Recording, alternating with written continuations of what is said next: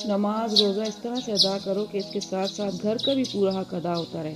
अस्सलाम वालेकुम everyone, I hope कि आप सब होंगे ठीक ठाक, अपने अपने घरों में होंगे खुश।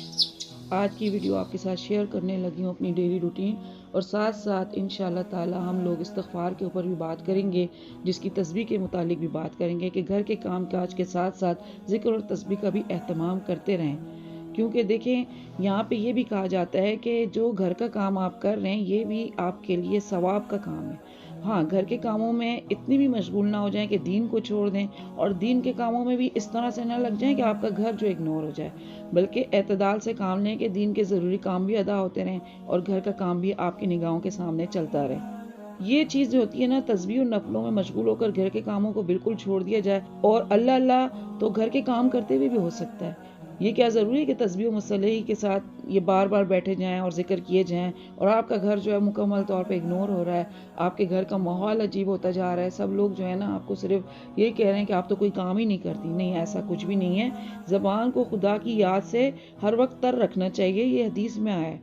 ज़ाहिर है तस्बीह और मुसल्ला हर वक्त साथ तो नहीं होता, तो मालूम ये हो कि ज़िक्र अल्लाह के लिए किसी कैद और पाबंदी की ज़रूरत नहीं होती, बल्कि हर वक्त हर हाल में, मसलन आटा गूंद रही हैं, बर्तन धो रही हैं, किसी भी हालत में है, कुछ वक्त निकालें, नफिल पढ़ें, नमाज पढ़ें, तस्बीहात पढ़ें, और अगर ज़्यादा वक्त मिले तो चलते फिरते अल्लाह का जिक्र करती रहें। मखसूस अस्कार होते हैं, और इसके लिए इंसान का दिल जो होता है ना मुतमईन होना ज़रूरी होता है, और इसके साथ साथ पाबंदी शुरू हो जाती है आपकी जो ज़बान के ऊपर और आपकी सोचों के ऊपर। एक तरह से जिक्र अल्लाह शुरू हो जाता है, आपके दिमाग में किसी किस्म का फितना फतूर नहीं आ रहा होता, आपका दिमाग हर वक्त जो है ग़ीबत की तरफ नहीं जा रहा होता, आपकी सोचें जो है ना इधर से उधर नहीं घूमती, जिसको कि आप टेंशन्स कह रहे होते हैं। तो ज़िक्र अल्लाह में इस्तिग़फ़ार भी दाखिल है। अब्दुल्ला बिन बसर से रिवायत है कि रसूलुल्लाह सल्लल्लाहु अलैहि वसल्लम ने फरमाया, बड़ी खुशी है उस शख्स के लिए जो अपने नामो-ए-माल में बहुत सारा इस्तिग़फ़ार पाए।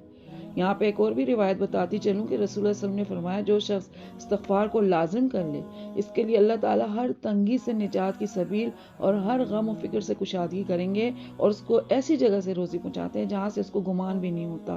तो फिर क्यों ना अपनी ज़िंदगी को इस चीज़ के ऊपर लाया जाए, क्योंकि दुआ सिर्फ इसका नाम नहीं कि दो चार बातें याद कर ली और नमाज़ों के बाद इसको सिर्फ आपने ना अपनी ज़बान के ऊपर जारी किया हुआ है, आपका ध्यान कहीं और है, दिमाग कहीं और है, सोच कहीं और है, आँखें कहीं और हैं। ये दुआ नहीं है। मैं इस दुआ की आप एक कॉपी कर रहे हैं या आप उसकी नकल कर रहे हैं। दुआ की हकीकत सिर्फ और सिर्फ अल्लाह ताला के दरबार में दरख्वास्त पेश करना होता है। जिस तरह आप किसी जगह जाते हैं जॉब के लिए, किसी आप बॉस के सामने जाते हैं, दरख्वास्त पेश करते हैं, अपनी एप्लीकेशन देते हैं, कम से कम दुआ भी इसी तरह तो करने। दुआ दरख्वास्त देते वक्त तो आंखें भी इस तरह लगी होती हैं, दिल भी वहीं पे लगा होता है, आपकी सूरत भी बड़ी आजिज़ सी हो रही होती है, और ज़बानी कुछ अर्ज़ करना हो तो कैसे रिस्पेक्टेबल वर्ड्स आप ढूंढ रहे होते हैं, क्या क्या सोच रहे होते हैं कि कैसे कैसे वर्ड मैं निकालूं, कहाँ कहाँ से अल्फाज निकालूं जो बहुत कीमती हो और मैं पेश करूं। तो अपनी दरख्वास्त मंजूर होने के लिए ना पूरा का पूरा प्रेशर लगा रहे होता है, और इस बात का यकीन दिलाने की कोशिश करते हैं कि हमको आपसे पूरी उम्मीद है कि आप हमारी इस एप्लीकेशन को फुल तवज्जो देंगे। तो फिर हम सब मुसलमान हैं, दिल में सोचें, क्या दुआ मांगते वक्त अल्लाह के साथ ऐसा बर्ताव करते हैं तो फिर शर्मिंदगी होगी ना। ये बर्ताव नहीं करते तो अपनी दुआ को दुआ यानी दरख्वास्त किस मुंह से कहते हैं। हकीकत में कमी तुम्हारी तरफ से होती है, जिससे वो दुआ दरख्वास्त नहीं रही।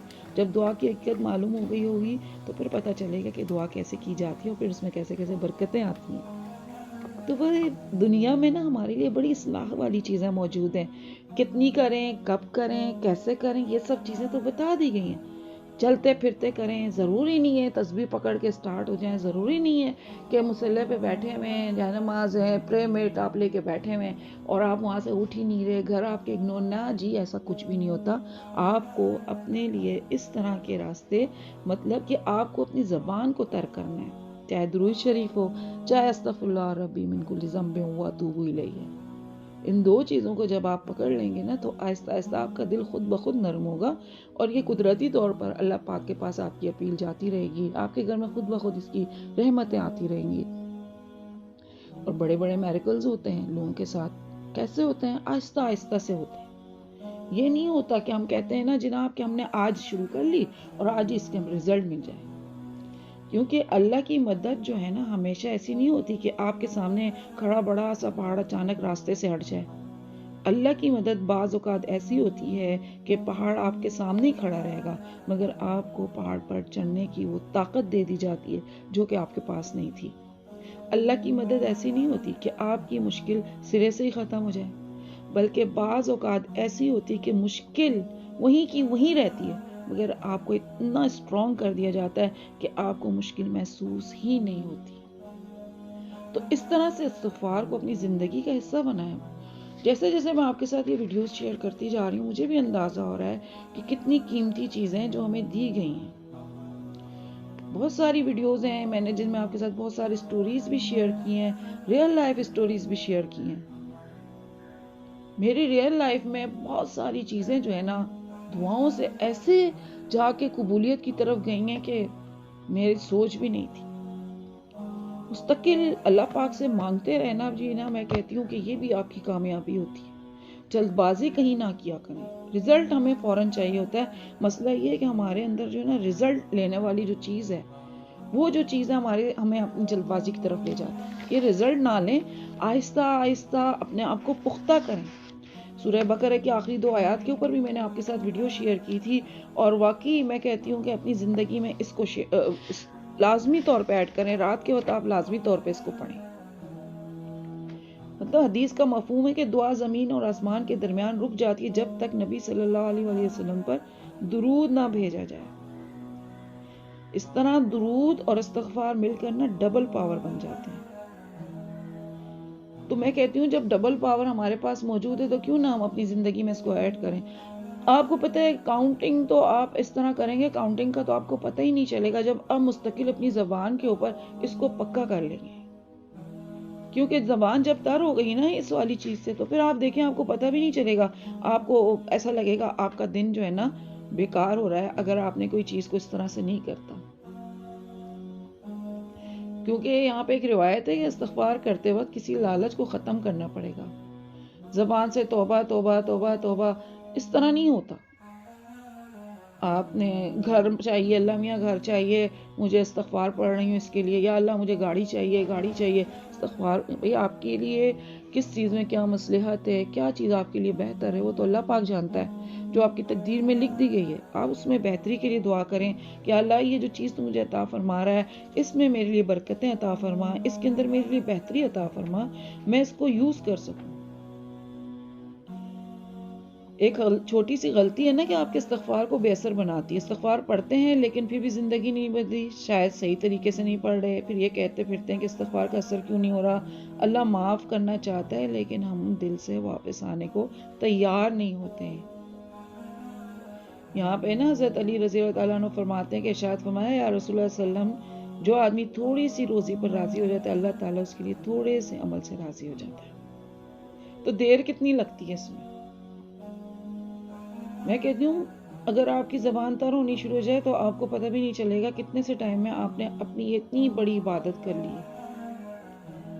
تو رزق کا تنگ ہونا، مالی وسائل ہونا، گھر میں پریشانی ہونا، گھر کے اندر کا ماحول خراب ہونا، شوہر سے لڑائیاں، بچوں کی تربیت کی مشکلات، آج کے فتنے کے دور میں بہت مشکل ہے سارا کچھ۔ ان ساری چیزوں کو کور کرنے کے لیے نا آپ کو اپنی زندگی میں ان اعمال کی طرف آنا پڑے گا۔ استغفار کا اصل میں مطلب یہ ہوتا ہے اپنی غلطی کو تسلیم کرنا، دل سے ندامت محسوس کرنا اور گناہ چھوڑنے کی کوشش کرنا۔ تو بس یہ والی چیزیں اپنے ذہن میں اگر رکھتے ہیں تو انشاءاللہ اللہ پاک ہمارے اوپر اپنا بڑا فضل و کرم فرمائے گا اور ایسے ایسے دروازے کھول دے گا جہاں سے ہمارا گمان بھی نہیں ہوگا، رزق وسیع ہونا شروع ہو جائے گا اور گھر کی مشکلات دور ہونا شروع ہو جائیں گی۔ بریانی میری تیار ہو گئی تھی اور بہت مزیدار بریانی تھی، ساتھ میں تھوڑا سا میں نے جو ہے یہاں سیلڈ تیار کیا تھا جو کہ اس کے ساتھ بڑا اچھا لگتا ہے۔ اچھا مجھے کچومر ٹائپ کا اچھا لگتا ہے، چھوٹا چھوٹا سا کٹا ہو، پتہ نہیں بڑی بڑی سی سیلڈ مجھے نہیں اچھی لگتی، اسپونز میں آ جاتی ہیں نا تو بڑا ہی انجوائے کرتے ہیں۔ بس گھر کی روٹین ساتھ میں نے آپ کے ساتھ شیئر کی۔ مجھے امید ہے کہ آپ کو میری پچھلی ویڈیوز کی طرح یہ ویڈیو اچھی لگے گی۔ گرم گرم چائے، کراچی کا موسم انتہا درجے کا ٹھنڈا ہو چکا ہے، مطلب ہمارے لیے بہت ہے بھائی اتنا، اور بہت اچھا بھی لگ رہا ہے۔ اللہ پاک کے بنائے ہوئے موسم ہوتے ہیں، جب گرمیاں ہوتی ہیں تو ہم کہتے ہیں اللہ اتنی گرمی ہو گئی، سردی ہوتی تو ہم کہتے ہیں یا اللہ اتنی سردی ہو گئی۔ لگتا ہے کہ ہم کسی حال میں خوش ہی نہیں ہو رہے، اور اللہ پاک ہمارے لیے کتنے پیارے پیارے موسم بناتا ہے۔ آگے رمضان بھی آ رہا ہے، انشاءاللہ رمضان سیریز بھی سٹارٹ کروں گی، اچھی اچھی ویڈیوز انشاءاللہ آپ کے ساتھ شیئر کروں گی. تو اجازت دے، ملتی ہوں نیکسٹ ویڈیو میں. ٹل دین فی امان اللہ.